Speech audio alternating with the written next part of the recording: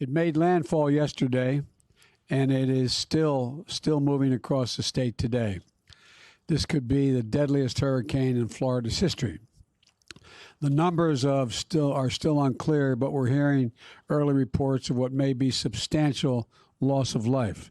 And parenthetically, I should note I've spoken with the governors and the mayors and the commissioners. I've been on the phone with the governor this morning.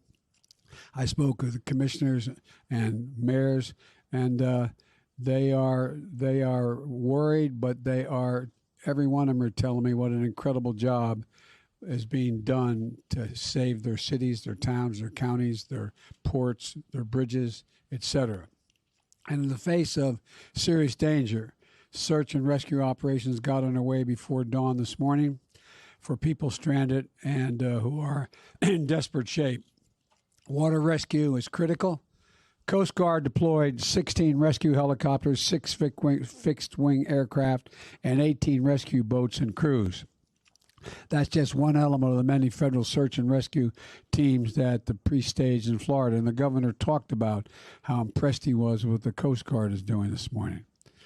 These are dangerous missions, and I'm grateful for the brave women and men in federal, state, and local governments working as one team, risking their lives to save others.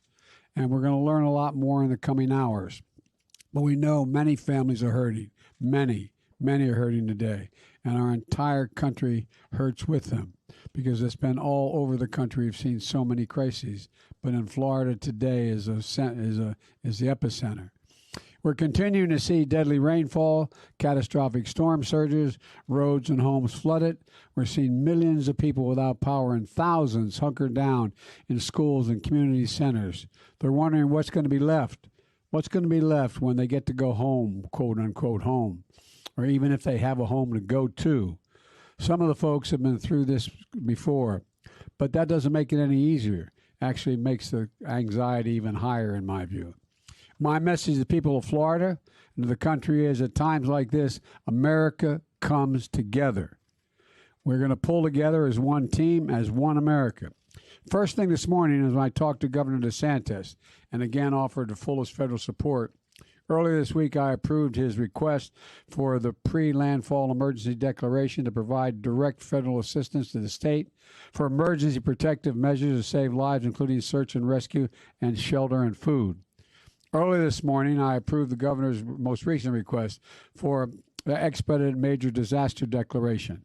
That means the federal government will cover 100% of the cost to clear debris and for all the costs that the state has to engage in and expend to save lives.